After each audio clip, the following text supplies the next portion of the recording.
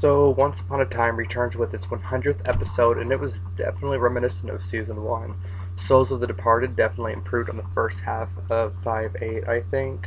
The episode was driven by the characters more than the need to have a mystery, primarily Regina. Her arc in both the Underworld and back in the Enchanted Forest is what reminded me of Season 1. Seeing the Evil Queen back in her prime definitely reminded us of what evil can really be on this show.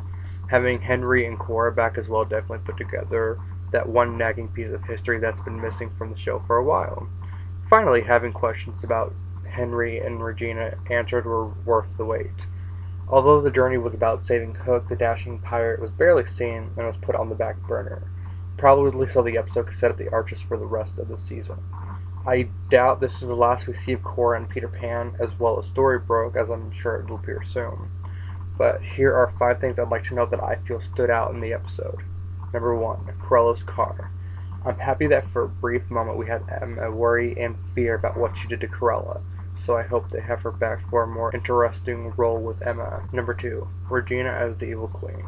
As I already pointed out, I think that Regina's arc in this episode really drove it, but the first scene when she goes up against Snow, Charming, and the dwarves was a nostalgic scene of sorts, but this menace is something we haven't seen in a while. Number 3. The rivers in the Underworld. I'm not a huge brainiac on the Hercules lore, but these rivers intrigue me, and I'm hoping to learn a little bit of something about them. Number 4. Hook's brief cameo was kind of gruesome.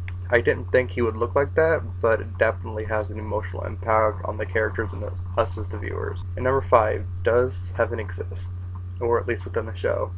While the word was avoided and just referred to as a better place, one just have to wonder what all this ultimately entails.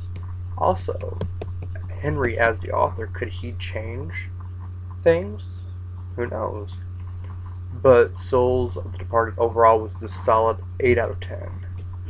So yeah, we will see what Once Upon a Time has in store for us next week, and stay tuned.